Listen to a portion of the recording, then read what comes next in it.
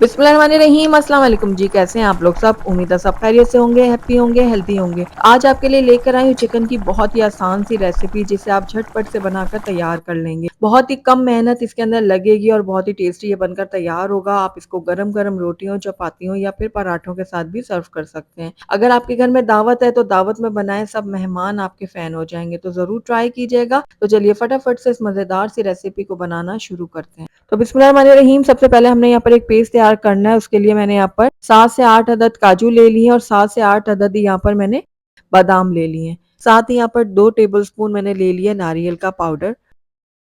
1 cup यहाँ पर दूध का इस्तेमाल होगा। अब सारी चीज़ों को हम एक साथ अच्छी तरह से ग्राइंड कर लेंगे। ये देखिए कुछ इस तरह से।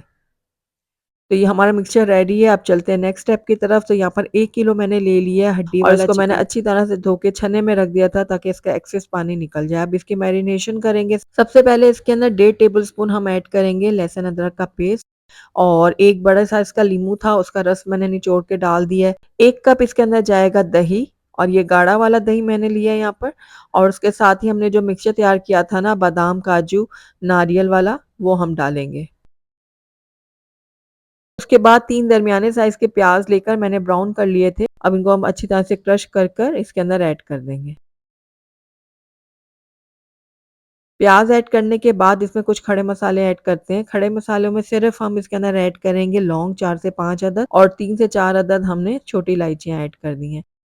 आधा खाने का चम्मच मैंने धनिया पाउडर ऐड किया और आधा ही खाने का चम्मच मैंने ज़ीरा पाउडर ऐड किया। 1 चम्मच इसके अंदर जाएगा काली मिर्चों का पाउडर, और नमक आप अपने टेस्ट के अकॉर्डिंग डाल सकते हैं। इसके अलावा गरम मसाला पाउडर भी मैंने 1 चाय का चम्मच ऐड किया है। अच्छे कलर के लिए मैंने 1 चाय का चम्मच इसके अंदर ऐड किया है कश्मीरी लाल मिर्च का पाउडर, और देगी लाल मिर्चों का पाउडर भी मैंने 1 चाय का चम्मच ऐड किया है। अब यहाँ पर कुछ हरी मिर्चें काट के मैंने ऐड कर दी हैं। आप अपने टेस्ट के अकॉर्डिंग डाल सकते हैं। मैंने 4 से 5 अदद ली थी। यहाँ पर 1 चाय का चम्मच मैं ऐड कर रही हूँ शाह जीरा, या जिसे काला जीरा भी कहते हैं, और कुछ पत्तियां इसके अंदर मैंने धनिया और पुदीने की भी ऐड कर दी हैं। साथ ही इसके अंदर 1 कप में घी शामिल कर रही हूँ। आप चाहें तो ऑयल में भी बना सकते हैं, लेकिन घी में ये ज्यादा टेस्टी बनेगा।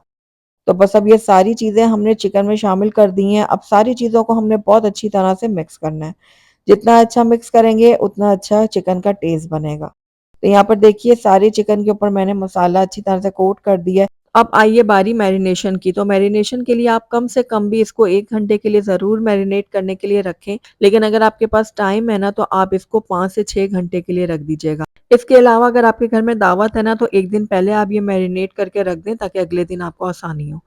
अब यहाँ पर देखिए तकरीबन 5 से 6 घंटे मैंने चिकन को मैरिनेट करने के लिए रखा हुआ था। अब एक पुराना तवा ले लिया और तवे के ऊपर मैंने ये कढ़ाई रख दी है। एक दफ़ा मैं मसाले को ऊपर-नीचे कर लेती हूँ, इस तरह से।